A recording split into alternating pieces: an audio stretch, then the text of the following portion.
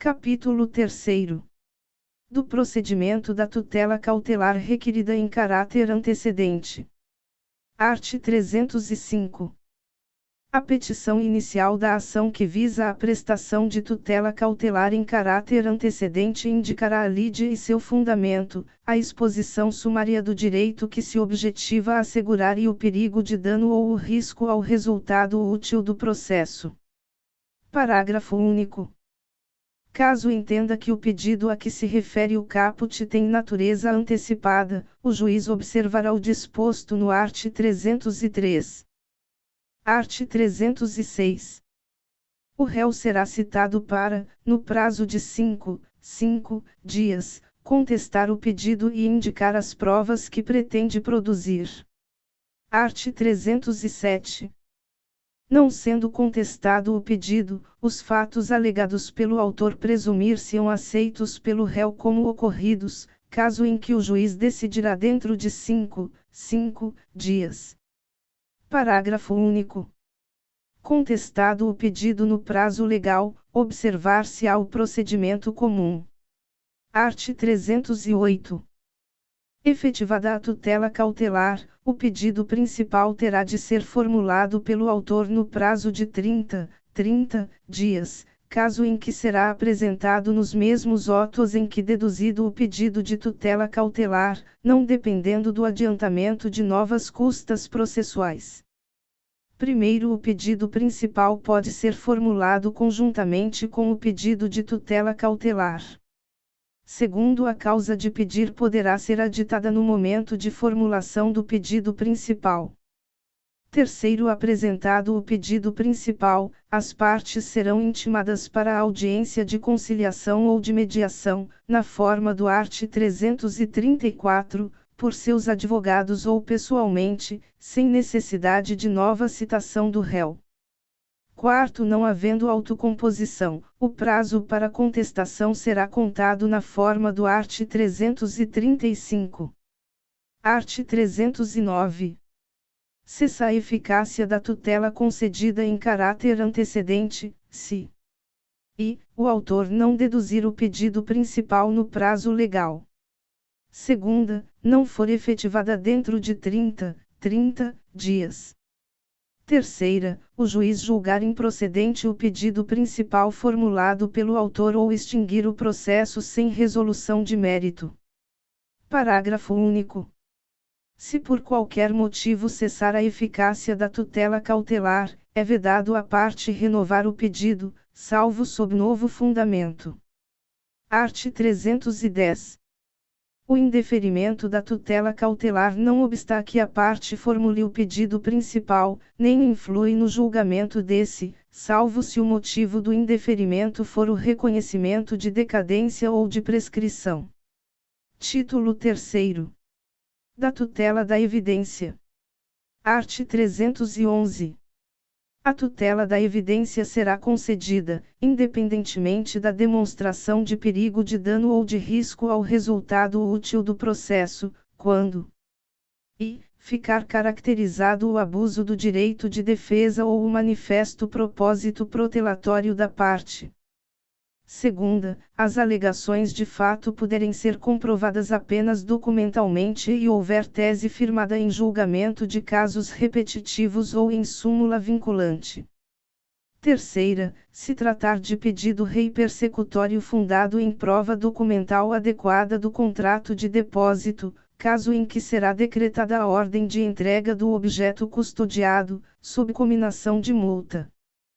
Quarta, a petição inicial for instruída com prova documental suficiente dos fatos constitutivos do direito do autor, a que o réu não oponha prova capaz de gerar dúvida razoável. Parágrafo único. Nas hipóteses dos incisos 2ª e 3ª, o juiz poderá decidir liminarmente. Livro 6º. Da formação, da suspensão e da extinção do processo. Título I. Da formação do processo. Art. 312. Considera-se proposta a ação quando a petição inicial for protocolada, Todavia, a propositura da ação só produz quanto ao réu os efeitos mencionados no art. 240 depois que for validamente citado. Título 2º. Da suspensão do processo. Art. 313. Suspende-se o processo. E, pela morte ou pela perda da capacidade processual de qualquer das partes, de seu representante legal ou de seu procurador. Segunda, pela convenção das partes. Terceira, pela arguição de impedimento ou de suspeição. Quarta, pela admissão de incidente de resolução de demandas repetitivas.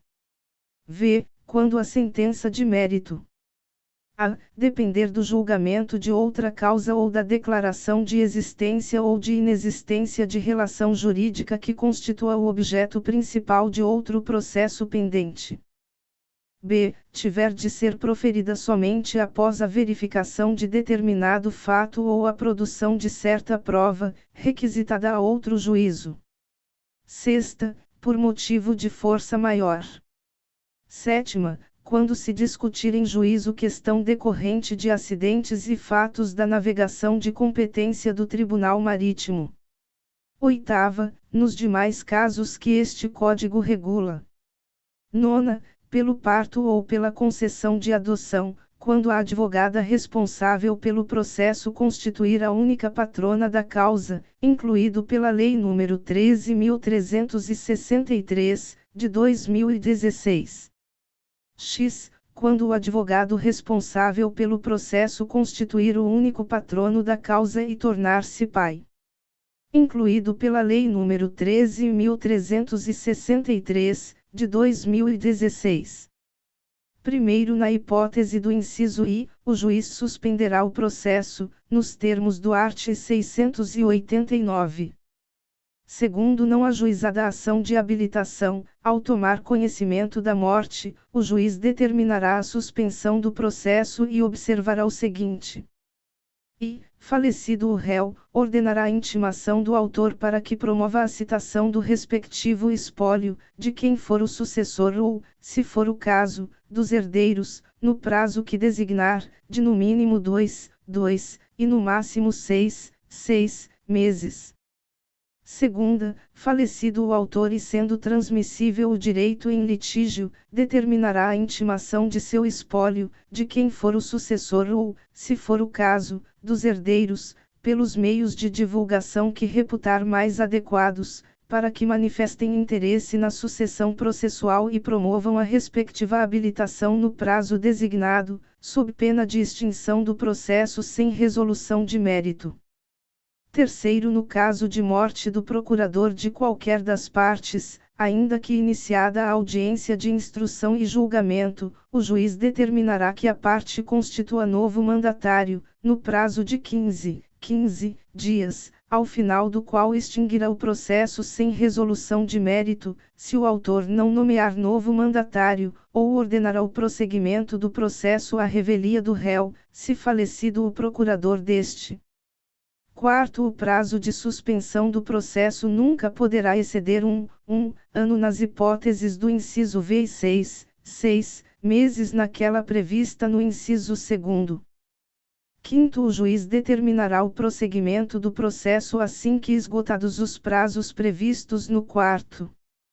Sexto, no caso do inciso 9, o período de suspensão será de 30 dias, contado a partir da data do parto ou da concessão da adoção, mediante a apresentação de certidão de nascimento ou documento similar que comprove a realização do parto, ou de termo judicial que tenha concedido a adoção, desde que haja notificação ao cliente. Incluído pela Lei nº 13.363, de 2016. 7 graus. No caso do inciso X, o período de suspensão será de 8 dias, contado a partir da data do parto ou da concessão da adoção, mediante a apresentação de certidão de nascimento ou documento similar que comprove a realização do parto, ou de termo judicial que tenha concedido a adoção, desde que haja notificação ao cliente. incluído pela Lei nº 13.363, de 2016. Art. 314. Durante a suspensão é vedado praticar qualquer ato processual, podendo o juiz, todavia, determinar a realização de atos urgentes a fim de evitar dano irreparável, salvo no caso de arguição de impedimento e de suspeição. Art. 315. Se o conhecimento do mérito depender de verificação da existência de fato delituoso, o juiz pode determinar a suspensão do processo até que se pronuncie a justiça criminal. Primeiro, se a ação penal não for proposta no prazo de 3 meses, contado da intimação do ato de suspensão, cessará o efeito desse, incumbindo ao juiz cível examinar incidentemente a questão prévia. Segundo proposta a ação penal, o processo ficará suspenso pelo prazo máximo de um ano, ao final do qual aplicar-se-á o disposto na parte final do primeiro. Título 3º. Da extinção do processo. Art. 316. A extinção do processo dar-se-á por sentença. Art. 317. Antes de proferir decisão sem resolução de mérito, o juiz deverá conceder à parte oportunidade para, se possível, corrigir o vício. Parte especial. Livro I. Do processo de conhecimento e do cumprimento de sentença. Título I. Do procedimento comum. Capítulo I. Disposições gerais. Art. 318. Aplicar-se a todas as causas o procedimento comum, salvo disposição em contrário deste Código ou de lei. Parágrafo único. O procedimento comum aplicar-se subsidiariamente aos demais procedimentos especiais e ao processo de execução. Capítulo 2. Da petição inicial. Seção I. Dos requisitos da petição inicial. Art. 319. A petição inicial indicará i. O juízo a que é dirigida. Segunda, os nomes, os prenomes, o estado civil, a existência de união estável, a profissão, o número de inscrição no cadastro de pessoas físicas ou no cadastro nacional da pessoa jurídica, o endereço eletrônico, o domicílio e a residência do autor e do réu. Terceira, o fato e os fundamentos jurídicos do pedido. Quarta, o pedido com as suas especificações. V. O valor da causa. Sexta, as provas com que o autor pretende demonstrar a verdade dos fatos alegados. Sétima, a opção do autor pela realização ou não de audiência de conciliação ou de mediação. Primeiro, caso não disponha das informações previstas no inciso 2º, poderá o autor, na petição inicial, requerer ao juiz diligências necessárias à sua obtenção. Segundo, a petição inicial não será indeferida se, a despeito da falta de informações a que se refere o inciso 2º, for possível a citação do réu. Terceiro, a petição inicial não será indeferida pelo não atendimento ao disposto no inciso 2º deste artigo se a obtenção de tais informações tornar impossível ou excessivamente oneroso o acesso à justiça. Art. 320. A petição inicial será instruída com os documentos indispensáveis à propositura da ação. Art. 321. O juiz, ao verificar que a petição inicial não preenche os requisitos dos arts. 319 e 320 ou que apresenta defeitos e irregularidades capazes de dificultar o julgamento de mérito, determinará que o autor, no prazo de 15 dias, a emende ou a complete, indicando com precisão o que deve ser corrigido ou completado. Parágrafo único. Se o autor não cumprir a diligência, o juiz indeferirá a petição inicial. Seção 2ª. Do pedido. Art. 322. O pedido deve ser certo. Primeiro, compreendem-se no principal os juros legais, a correção monetária e as verbas de sucumbência, inclusive os honorários advocatícios.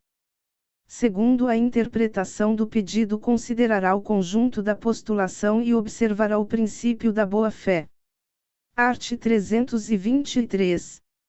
Na ação que tiver por objeto o cumprimento de obrigação em prestações sucessivas, essas serão consideradas incluídas no pedido, independentemente de declaração expressa do autor, e serão incluídas na condenação, enquanto durar a obrigação, se o devedor, no curso do processo, deixar de pagá-las ou de consigná-las. Art. 324. O pedido deve ser determinado. Primeiro, é lícito, porém, formular pedido genérico. E, nas ações universais, se o autor não puder individuar os bens demandados. Segunda, quando não for possível determinar, desde logo, as consequências do ato ou do fato. Terceira, quando a determinação do objeto ou do valor da condenação depender de ato que deva ser praticado pelo réu. Segundo o disposto neste artigo, aplicar-se a reconvenção. Art. 325. O pedido será alternativo quando, pela natureza da obrigação, o devedor puder cumprir a prestação de mais de um modo. Parágrafo único. Quando, pela lei ou pelo contrato, a escolha couber ao devedor, o juiz lhe assegurará o direito de cumprir a prestação de um ou de outro modo, ainda que o autor não tenha formulado pedido alternativo. Art. 326. É lícito formular mais de um pedido em ordem subsidiária, a fim de que o juiz conheça do posterior, quando não acolher o anterior. Parágrafo único. É lícito formular mais de um pedido, alternativamente, para que o juiz acolha um deles. Art. 327. É lícita a acumulação, em um único processo, contra o mesmo réu, de vários pedidos, ainda que entre eles não haja conexão. Primeiro, são requisitos de admissibilidade da acumulação que os pedidos sejam compatíveis entre si. Segunda, seja competente para conhecer deles o mesmo juízo.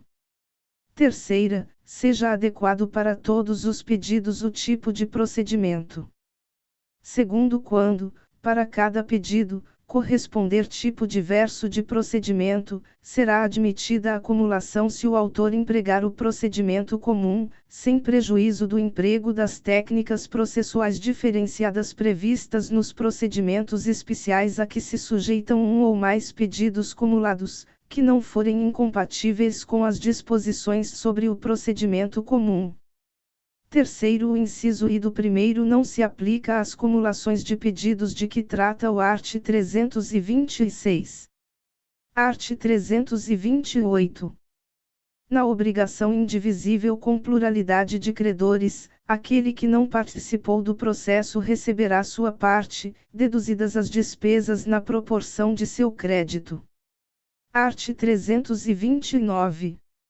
O autor poderá até a citação, aditar ou alterar o pedido ou a causa de pedir, independentemente de consentimento do réu. Segunda, até o saneamento do processo, aditar ou alterar o pedido e a causa de pedir, com consentimento do réu, assegurado o contraditório mediante a possibilidade de manifestação deste no prazo mínimo de 15 dias, facultado o requerimento de prova suplementar. Parágrafo único. Aplicar-se o disposto neste artigo à reconvenção e à respectiva causa de pedir. Seção terceira. Do indeferimento da petição inicial. Art. 330.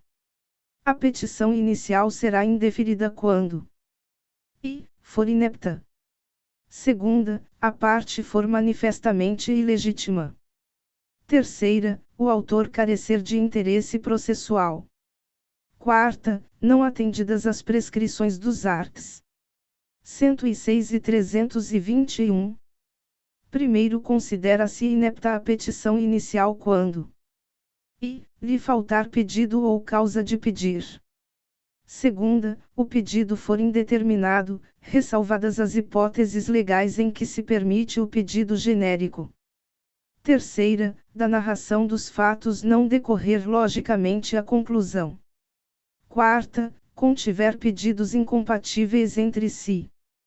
Segundo, nas ações que tenham por objeto a revisão de obrigação decorrente de empréstimo, de financiamento ou de alienação de bens, o autor terá de, sob pena de inépcia, discriminar na petição inicial, dentre as obrigações contratuais, aquelas que pretende controverter, além de quantificar o valor incontroverso do débito. Terceiro, na hipótese do segundo, o valor incontroverso deverá continuar a ser pago no tempo e modo contratados. Art. 331.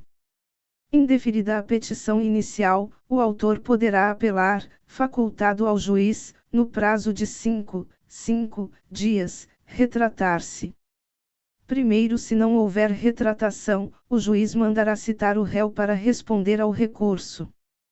Segundo, sendo a sentença reformada pelo tribunal, o prazo para a contestação começará a correr da intimação do retorno dos autos, observado o disposto no art. 334. Terceiro, não interposta a apelação, o réu será intimado do trânsito em julgado da sentença. Capítulo 3. Da improcedência liminar do pedido. Art. 332. Nas causas que dispensem a fase instrutória, o juiz, independentemente da citação do réu, julgará liminarmente improcedente o pedido que contrariar. E, enunciado de súmula do Supremo Tribunal Federal ou do Superior Tribunal de Justiça. Segunda, acórdão proferido pelo Supremo Tribunal Federal ou pelo Superior Tribunal de Justiça em julgamento de recursos repetitivos. Terceira, entendimento firmado em incidente de resolução de demandas repetitivas ou de assunção de competência. Quarta, enunciado de súmula de Tribunal de Justiça sobre direito local. Primeiro, o juiz também poderá julgar liminarmente improcedente o pedido se verificar, desde logo, a ocorrência de decadência ou de prescrição. Segundo, não interposta a apelação, o réu será intimado do trânsito em julgado da sentença, nos termos do art. 241. Terceiro, interposta a apelação, o juiz poderá retratar-se em 5 dias. Quarto, se houver retratação, o juiz determinará o prosseguimento do processo, com a citação do réu, e, se não houver retratação, determinará a citação do réu para apresentar contrarrações, no prazo de 15 dias. Capítulo 4. Da conversão da ação individual em ação coletiva. Art. 333. Vetado. Capítulo V. Da audiência de conciliação ou de mediação. Art. 334. Se a petição inicial preencher os requisitos essenciais e não for o caso de improcedência liminar do pedido, o juiz designará audiência de conciliação ou de mediação com antecedência mínima de 30 dias, devendo ser citado o réu com pelo menos 20 dias de antecedência. Primeiro, o conciliador ou mediador, onde houver, atuará necessariamente na audiência de conciliação ou de mediação, observando o disposto neste Código, bem como as disposições da Lei de Organização Judiciária. Segundo, poderá haver mais de uma sessão destinada à conciliação e à mediação, não podendo exceder a 2 meses da data de realização da primeira sessão, desde que necessárias à composição das partes. Terceiro, a intimação do autor para a audiência será feita na pessoa de seu advogado. Quarto, a audiência não será realizada. E, se ambas as partes manifestarem, expressamente, desinteresse na composição consensual. Segunda, quando não se admitir a autocomposição. Quinto, o autor deverá indicar, na petição inicial, seu desinteresse na autocomposição, e o réu deverá fazê-lo, por petição, apresentada com 10 dias de antecedência, contados da data da audiência. Sexto, havendo litisconsórcio, o desinteresse na realização da audiência deve ser manifestado por todos os litisconsortes. Sétimo, a audiência de conciliação ou de mediação pode realizar-se por meio eletrônico, nos termos da lei. Oitavo, o não comparecimento injustificado do autor ou do réu à audiência de conciliação é considerado ato atentatório à dignidade da justiça e será sancionado com multa de até 2% da vantagem econômica pretendida ou do valor da causa, revertida em favor da União ou do Estado. Nono, as partes devem estar acompanhadas por seus advogados ou defensores públicos. 10. A parte poderá constituir representante, por meio de procuração específica, com poderes para negociar e transigir. 11. A autocomposição obtida será reduzida a termo e homologada por sentença. 12. A pauta das audiências de conciliação ou de mediação será organizada de modo a respeitar o intervalo mínimo de 20 minutos entre o início de uma e o início da seguinte. Capítulo 6. Da contestação. Art. 335. O réu poderá oferecer contestação, por petição, no prazo de 15 dias, cujo termo inicial será a data da audiência de conciliação ou de mediação, ou da última sessão de conciliação, quando qualquer parte não comparecer ou, comparecendo, não houver autocomposição.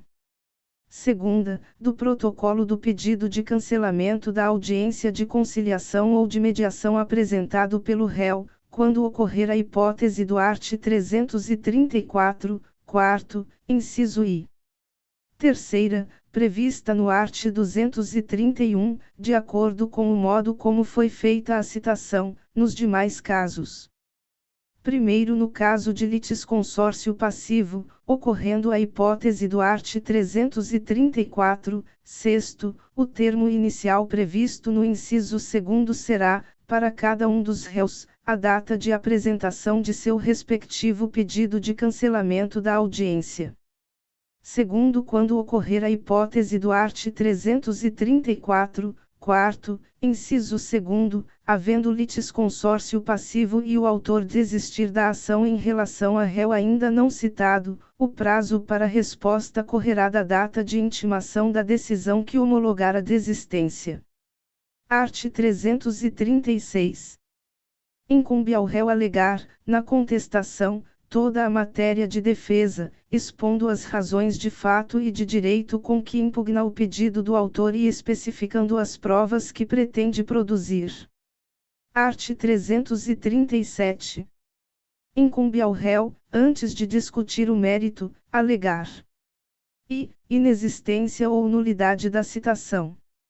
Segunda, incompetência absoluta e relativa. Terceira, incorreção do valor da causa. Quarta, inépcia da petição inicial. V. Perempção. Sexta, litispendência. Sétima, coisa julgada. Oitava, conexão. Nona, incapacidade da parte, defeito de representação ou falta de autorização. X. Convenção de arbitragem.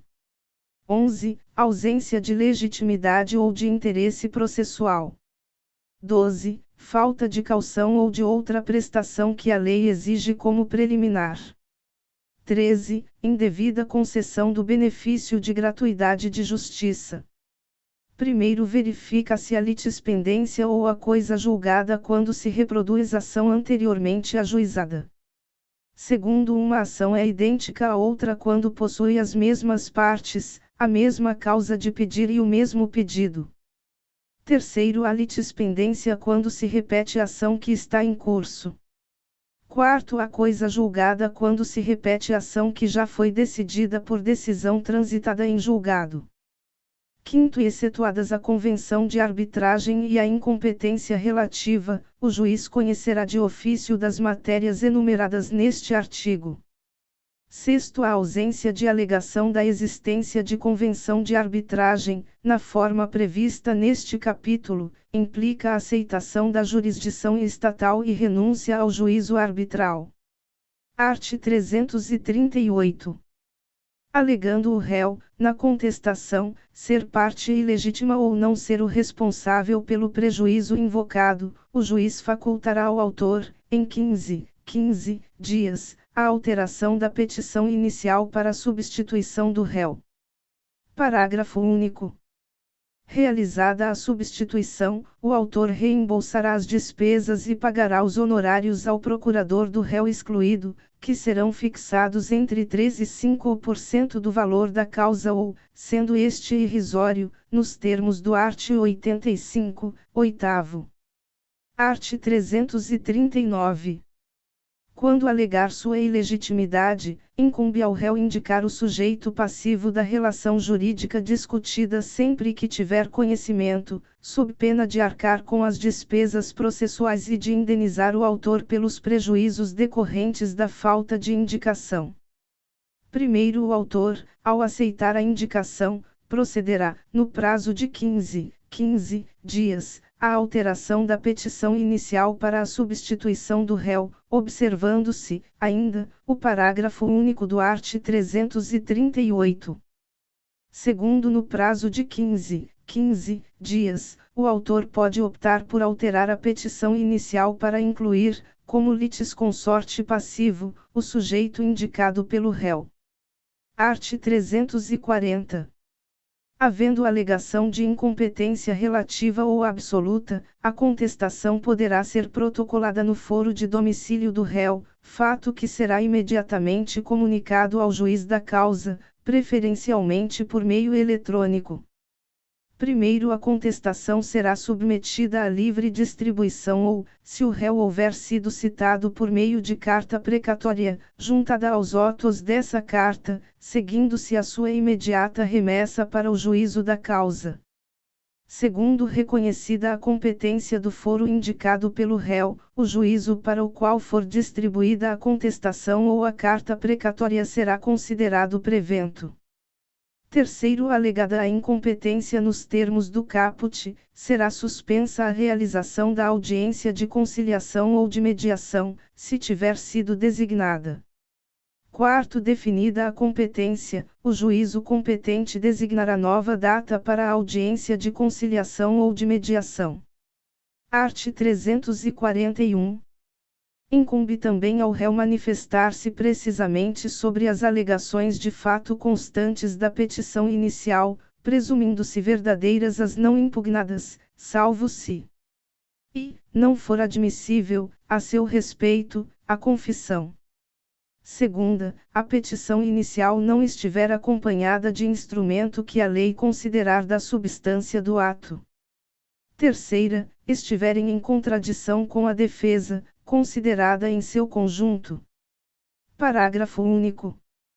O ônus da impugnação especificada dos fatos não se aplica ao defensor público, ao advogado dativo e ao curador especial. Art. 342. Depois da contestação, só é lícito ao réu deduzir novas alegações quando relativas a direito ou a fato superveniente. Segunda, competir ao juiz conhecer delas de ofício. Terceira, por expressa autorização legal, poderem ser formuladas em qualquer tempo e grau de jurisdição. Capítulo 7. Da Reconvenção. Art. 343. Na contestação, é lícito ao réu propor reconvenção para manifestar pretensão própria, conexa com a ação principal ou com o fundamento da defesa. Primeiro proposta a reconvenção, o autor será intimado, na pessoa de seu advogado, para apresentar resposta no prazo de 15 dias. Segundo, a desistência da ação ou a ocorrência de causa extintiva que impeça o exame de seu mérito não obsta ao prosseguimento do processo quanto à reconvenção. Terceiro, a reconvenção pode ser proposta contra o autor e terceiro. Quarto, a reconvenção pode ser proposta pelo réu em litisconsórcio com terceiro. Quinto, se o autor for substituto processual, o reconvinte deverá afirmar ser titular de direito em face do substituído, e a reconvenção deverá ser proposta em face do autor, também na qualidade de substituto processual. Sexto, o réu pode propor reconvenção independentemente de oferecer contestação. Capítulo 8. Da revelia. Art. 344. Se o réu não contestar a ação, será considerado revel e presumir-se-ão verdadeiras as alegações de fato formuladas pelo autor. Art. 345. A revelia não produz o efeito mencionado no art. 344 se e, havendo pluralidade de réus, algum deles contestar a ação. Segunda, o litígio versar sobre direitos indisponíveis. Terceira, a petição inicial não estiver acompanhada de instrumento que a lei considere indispensável à prova do ato. Quarta, as alegações de fato formuladas pelo autor forem inverossímeis ou estiverem em contradição com prova constante dos autos. Art. 346. Os prazos contra o revel que não tenha patrono nos autos fluirão da data de publicação do ato decisório no órgão oficial. Parágrafo único.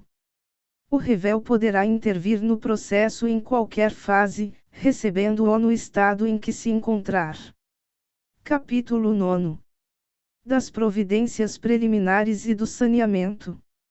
Art. 347. Findo o prazo para a contestação, o juiz tomará, conforme o caso, as providências preliminares constantes das seções deste capítulo. Seção I. Da não incidência dos efeitos da revelia. Art. 348. Se o réu não contestar a ação, o juiz, verificando a inocorrência do efeito da revelia previsto no art. 344, ordenará que o autor especifique as provas que pretenda produzir, se ainda não as tiver indicado. Art. 349.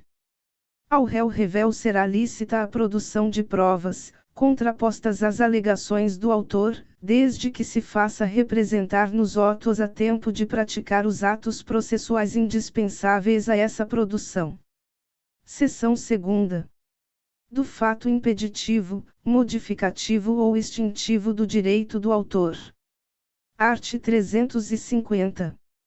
Se o réu alegar fato impeditivo, modificativo ou extintivo do direito do autor, este será ouvido no prazo de 15 dias, permitindo-lhe o juiz a produção de prova. Seção 3. Das alegações do réu. Art. 351. Se o réu alegar qualquer das matérias enumeradas no art. 337, o juiz determinará a oitiva do autor no prazo de 15 dias, permitindo-lhe a produção de prova. Art. 352. Verificando a existência de irregularidades ou de vícios sanáveis, o juiz determinará sua correção em prazo nunca superior a 30 dias. Art. 353. Cumpridas as providências preliminares ou não havendo necessidade delas, o juiz proferirá julgamento conforme o estado do processo, observando o que dispõe o capítulo X. Capítulo X. Do julgamento conforme o estado do processo. Seção I. Da extinção do processo. Art. 354. Ocorrendo qualquer das hipóteses previstas nos arts. 485 e 487, incisos 2ª e 3ª, o juiz proferirá sentença.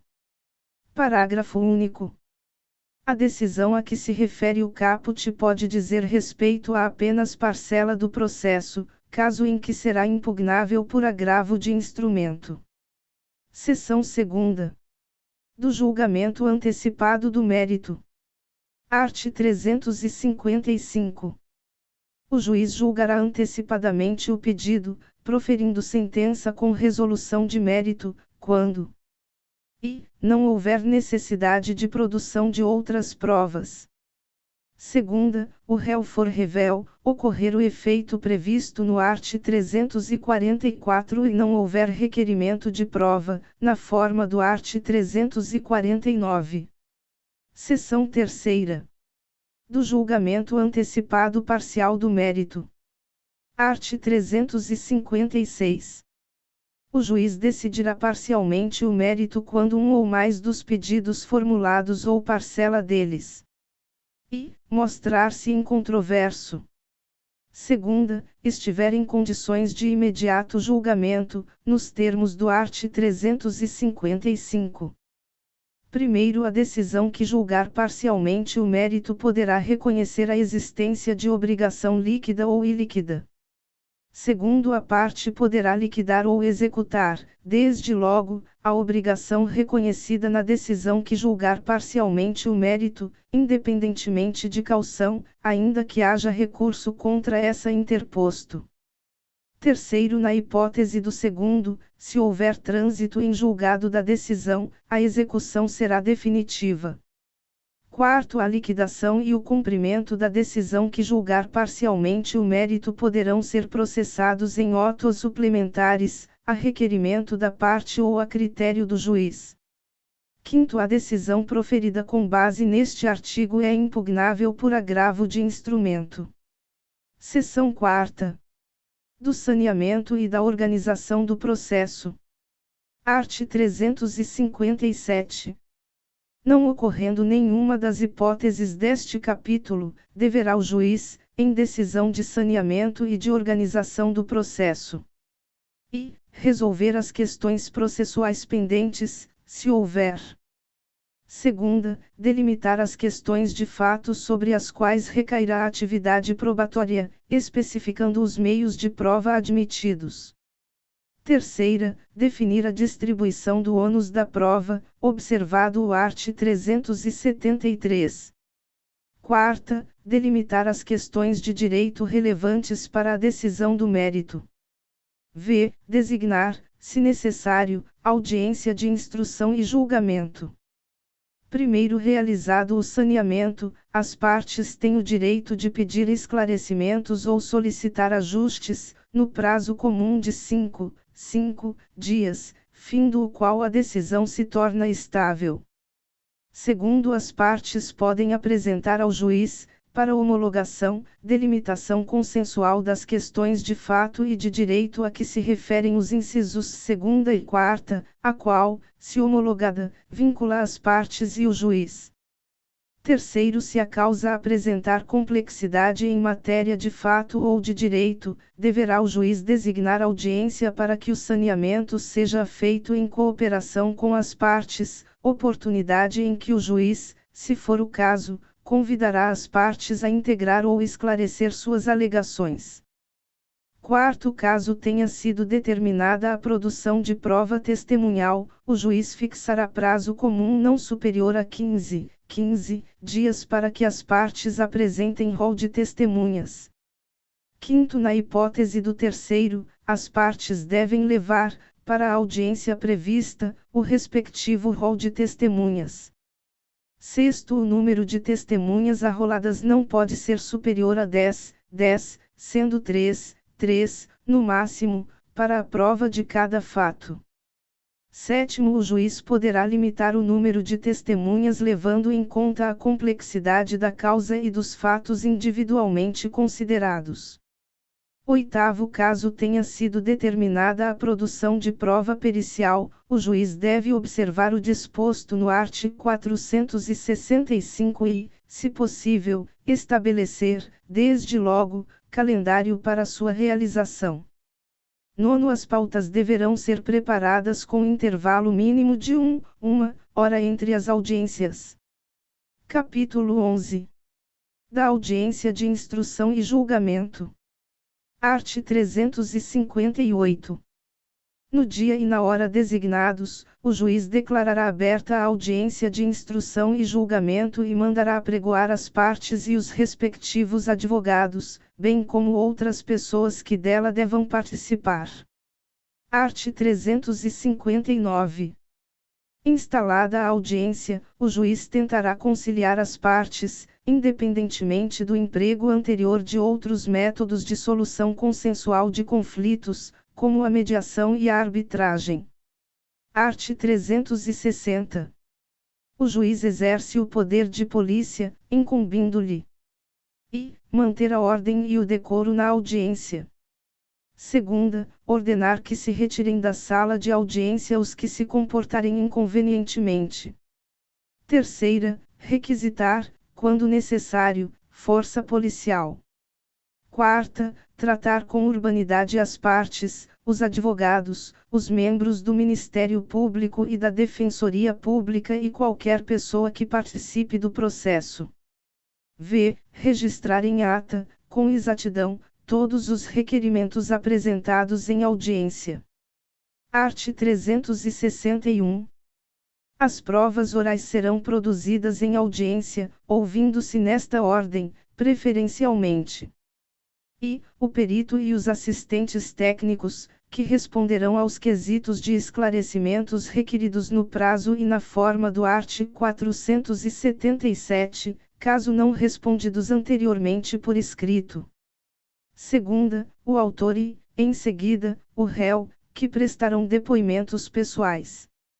Terceira, as testemunhas arroladas pelo autor e pelo réu, que serão inquiridas. Parágrafo único. Enquanto depuserem o perito, os assistentes técnicos, as partes e as testemunhas, não poderão os advogados e o Ministério Público intervir ou apartear, sem licença do juiz. Art. 362. A audiência poderá ser adiada e, por convenção das partes. Segunda, se não puder comparecer, por motivo justificado, qualquer pessoa que dela deva necessariamente participar. Terceira, por atraso injustificado de seu início em tempo superior a 30 minutos do horário marcado. Primeiro, o impedimento deverá ser comprovado até a abertura da audiência, e, não o sendo, o juiz procederá à instrução. Segundo, o juiz poderá dispensar a produção das provas requeridas pela parte cujo advogado ou defensor público não tenha comparecido à audiência, aplicando-se a mesma regra ao Ministério Público. Terceiro, quem der causa ao adiamento responderá pelas despesas acrescidas. Art. 363. Havendo antecipação ou adiamento da audiência, o juiz, de ofício ou a requerimento da parte, determinará a intimação dos advogados ou da sociedade de advogados para a ciência da nova designação. Art. 364. Fim da instrução, o juiz dará a palavra ao advogado do autor e do réu, bem como ao membro do Ministério Público, se for o caso de sua intervenção, sucessivamente, pelo prazo de 20 minutos para cada um, prorrogável por 10 minutos, a critério do juiz. Primeiro, havendo litisconsorte ou terceiro interveniente, o prazo, que formará com o da prorrogação um só todo, dividir-se-á entre os do mesmo grupo, se não convencionarem de modo diverso. Segundo, quando a causa apresentar questões complexas de fato ou de direito, o debate oral poderá ser substituído por razões finais escritas, que serão apresentadas pelo autor e pelo réu, bem como pelo Ministério Público, se for o caso de sua intervenção, em prazos sucessivos de 15 dias, assegurada a vista dos autos. Art. 365. A audiência é una e contínua, podendo ser excepcional e justificadamente cindida na ausência de perito ou de testemunha, desde que haja concordância das partes. Parágrafo único. Diante da impossibilidade de realização da instrução, do debate e do julgamento no mesmo dia, o juiz marcará seu prosseguimento para a data mais próxima possível, em pauta preferencial. Art. 366. Encerrado o debate ou oferecidas as razões finais, o juiz proferirá sentença em audiência ou no prazo de 30 dias. Art. 367. O servidor lavrará, sob ditado do juiz, termo que conterá, em resumo, o ocorrido na audiência, bem como, por extenso, os despachos, as decisões e a sentença, se proferida no ato. Primeiro, quando o termo não for registrado em meio eletrônico, o juiz rubricar-lhe-á as folhas, que serão encadernadas em volume próprio. Segundo, subscreverão o termo o juiz, os advogados, o membro do Ministério Público e o escrivão ou chefe de secretaria, dispensadas as partes, exceto quando houver ato de disposição para cuja prática os advogados não tenham poderes. Terceiro, o escrivão ou chefe de secretaria trasladará para os autos cópia autêntica do termo de audiência.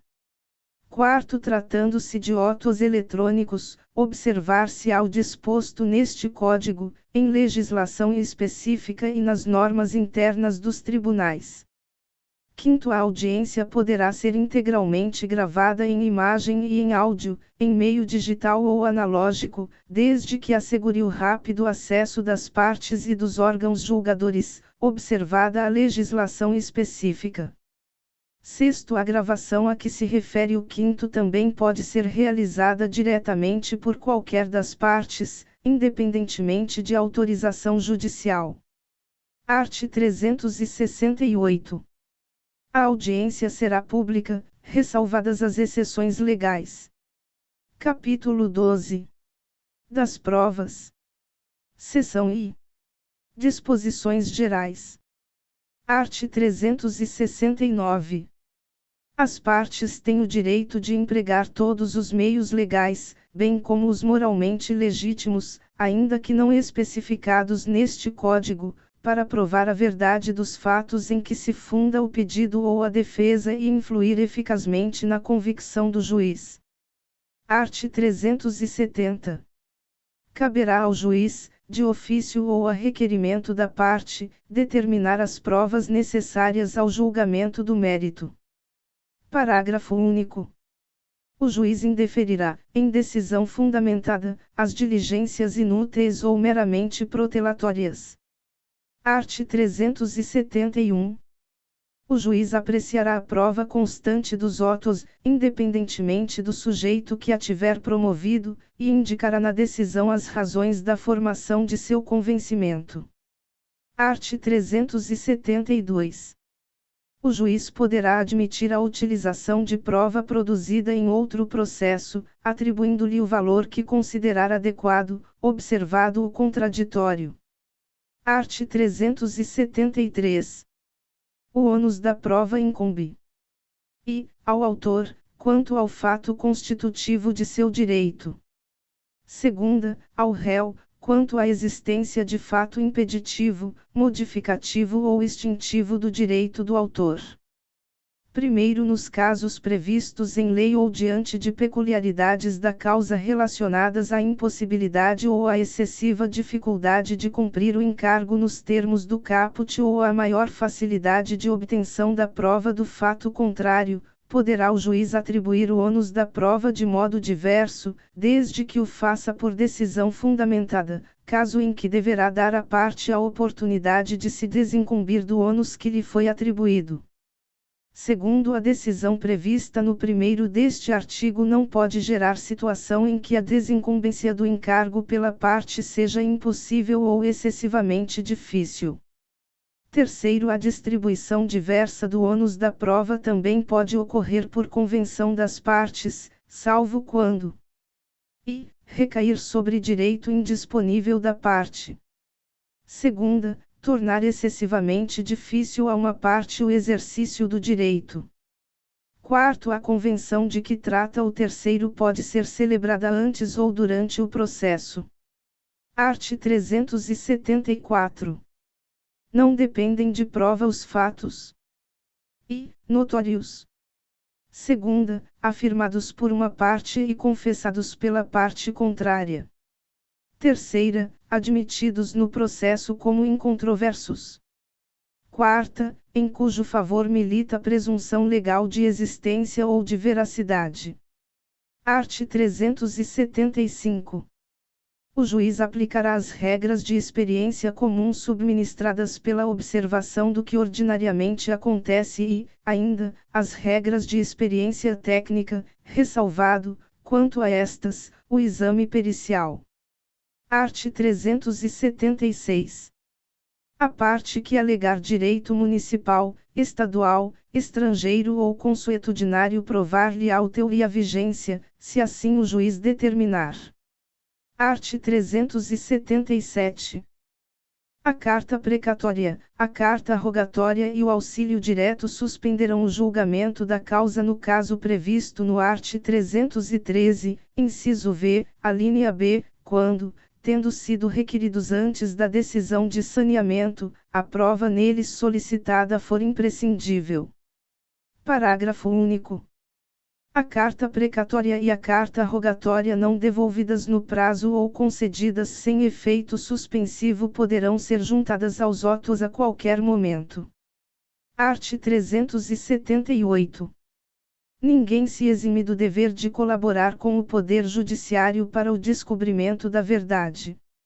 Art. 379. Preservado o direito de não produzir prova contra si própria, incumbe à parte. E, comparecer em juízo, respondendo ao que lhe for interrogado. Segunda, colaborar com o juízo na realização de inspeção judicial que for considerada necessária. Terceira, praticar o ato que lhe for determinado. Art. 380. Incumbe ao terceiro, em relação a qualquer causa. E, informar ao juiz os fatos e as circunstâncias de que tenha conhecimento. Segunda, exibir coisa ou documento que esteja em seu poder. Parágrafo único. Poderá o juiz, em caso de descumprimento, determinar, além da imposição de multa, outras medidas indutivas, coercitivas, mandamentais ou sub-rogatórias. Seção 2ª. Da produção antecipada da prova. Art. 381. A produção antecipada da prova será admitida nos casos em que haja fundado receio de que venha a tornar-se impossível ou muito difícil a verificação de certos fatos na pendência da ação. Segunda, a prova a ser produzida seja suscetível de viabilizar a autocomposição ou outro meio adequado de solução de conflito. Terceira, o prévio conhecimento dos fatos possa justificar ou evitar o ajuizamento de ação. Primeiro, o arrolamento de bens observará o disposto nesta seção quando tiver por finalidade apenas a realização de documentação e não a prática de atos de apreensão. Segundo, a produção antecipada da prova é da competência do juízo do foro onde esta deva ser produzida ou do foro de domicílio do réu. Terceiro, a produção antecipada da prova não previne a competência do juízo para a ação que venha a ser proposta. Quarto, o juízo estadual tem competência para a produção antecipada de prova requerida em face da União, de entidade autárquica ou de empresa pública federal se, na localidade, não houver vara federal. Quinto, aplicar-se o disposto nesta seção àquele que pretender justificar a existência de algum fato ou relação jurídica para simples documento e sem caráter contencioso, que exporá, em petição circunstanciada, a sua intenção. Art. 382. Na petição, o requerente apresentará as razões que justificam a necessidade de antecipação da prova e mencionará com precisão os fatos sobre os quais a prova há de recair. Primeiro, o juiz determinará, de ofício ou a requerimento da parte, a citação de interessados na produção da prova ou no fato a ser provado, salvo se inexistente caráter contencioso. Segundo, o juiz não se pronunciará sobre a ocorrência ou a inocorrência do fato, nem sobre as respectivas consequências jurídicas. Terceiro, os interessados poderão requerer a produção de qualquer prova no mesmo procedimento, desde que relacionada ao mesmo fato, salvo se a sua produção conjunta acarretar excessiva demora. Quarto, neste procedimento, não se admitirá defesa ou recurso, salvo contra a decisão que indeferir totalmente a produção da prova pleiteada pelo requerente originário. Art. 383. Os autos permanecerão em cartório durante um mês para extração de cópias e certidões pelos interessados. Parágrafo único. Findo o prazo, os autos serão entregues ao promovente da medida. Seção 3ª. Da ata notarial. Art. 384. A existência e o modo de existir de algum fato podem ser atestados ou documentados, a requerimento do interessado, mediante ata lavrada por tabelião. Parágrafo único. Dados representados por imagem ou som gravados em arquivos eletrônicos poderão constar da ata notarial. Seção 4ª. Do depoimento pessoal. Art. 385. Cabe à parte requerer o depoimento pessoal da outra parte, a fim de que ésta seja interrogada na audiência de instrução e julgamento, sem prejuízo do poder do juiz de ordená-lo de ofício. Primeiro, se a parte, pessoalmente intimada para prestar depoimento pessoal e advertida da pena de confesso, não comparecer ou, comparecendo, se recusar a depor, o juiz aplicar-lhe-á a pena. Segundo, é vedado a quem ainda não depôs assistir ao interrogatório da outra parte.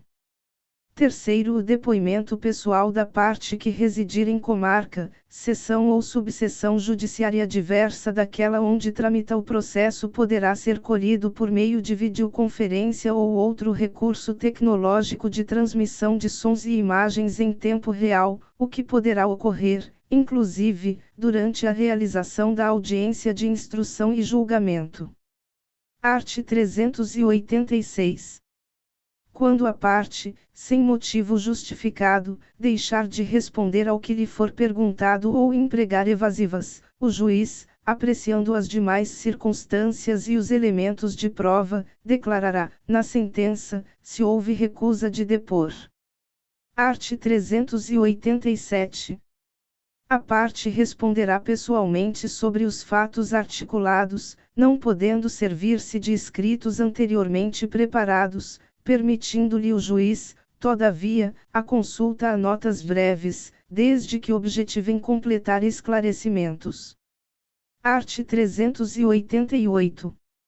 A parte não é obrigada a depor sobre fatos criminosos ou torpes que lhe forem imputados. Segunda, a cujo respeito, por estado ou profissão, deva guardar sigilo. Terceira, acerca dos quais não possa responder sem desonra própria, de seu cônjuge, de seu companheiro ou de parente em grau sucessível. Quarta, que coloquem em perigo a vida do depoente ou das pessoas referidas no inciso 3º. Parágrafo único.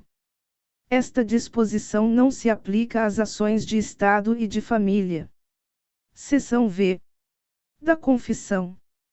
Art. 389.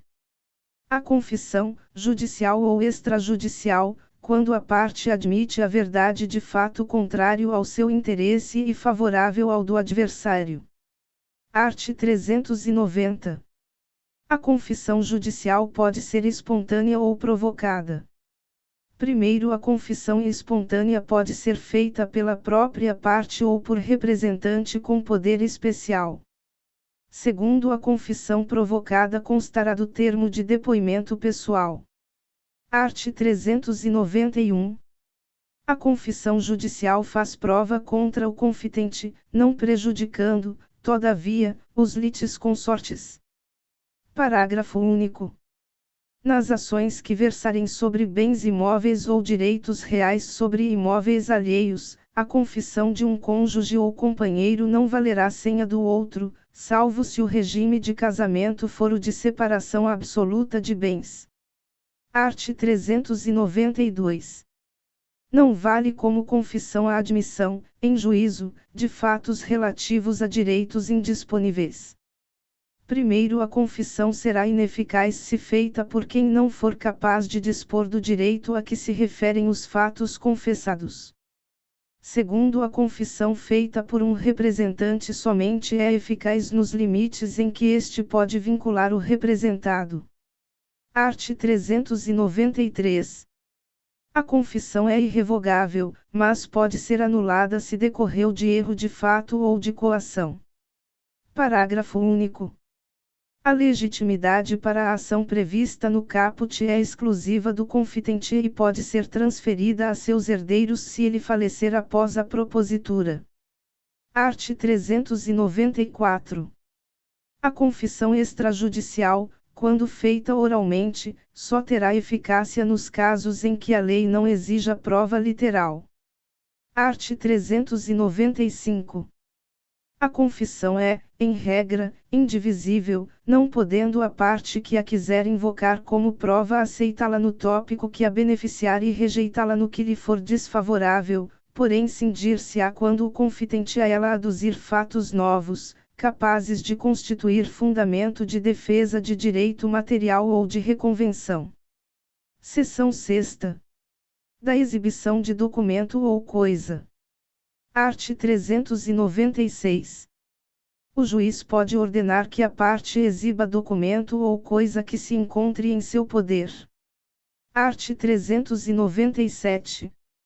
O pedido formulado pela parte conterá e a individuação, tão completa quanto possível, do documento ou da coisa. Segunda, a finalidade da prova, indicando os fatos que se relacionam com o documento ou com a coisa.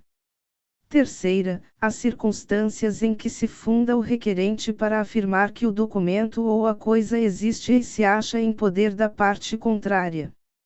Art. 398. O requerido dará sua resposta nos 5 dias subsequentes à sua intimação. Parágrafo único.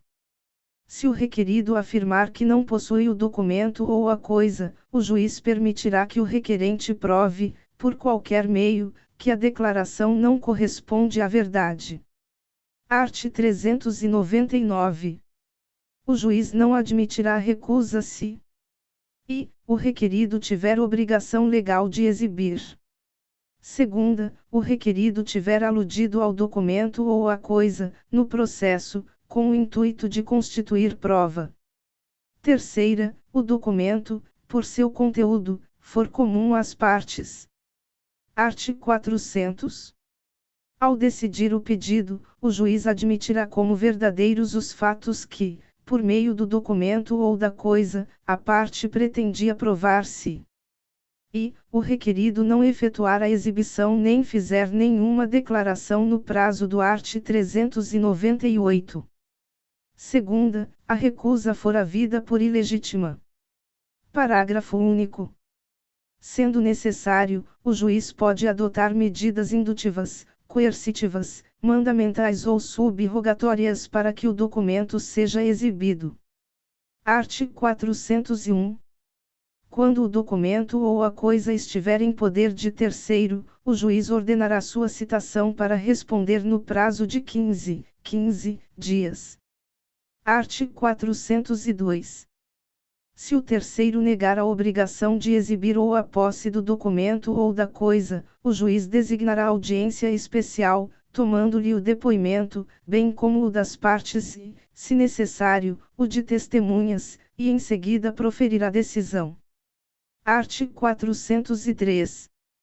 Se o terceiro, sem justo motivo, se recusar a efetuar a exibição, o juiz ordenar-lhe-á que proceda ao respectivo depósito em cartório ou em outro lugar designado, no prazo de 5 dias, impondo ao requerente que o ressarça pelas despesas que tiver. Parágrafo único. Se o terceiro descumprir a ordem, o juiz expedirá mandado de apreensão, requisitando, se necessário, força policial, sem prejuízo da responsabilidade por crime de desobediência, pagamento de multa e outras medidas indutivas, coercitivas, mandamentais ou sub-rogatórias necessárias para assegurar a efetivação da decisão. Art. 404. A parte e o terceiro se escusam de exibir, em juízo, o documento ou a coisa se e, concernente a negócios da própria vida da família. Segunda, sua apresentação puder violar dever de honra. Terceira, sua publicidade redundar em desonra à parte ou ao terceiro, bem como a seus parentes consanguíneos ou afins até o terceiro grau, ou lhes representar perigo de ação penal. Quarta, sua exibição acarretar a divulgação de fatos a cujo respeito, por estado ou profissão, devam guardar segredo. V. Subsistirem outros motivos graves que, segundo o prudente arbítrio do juiz, justifiquem a recusa da exibição. Sexta, houver disposição legal que justifique a recusa da exibição. Parágrafo único.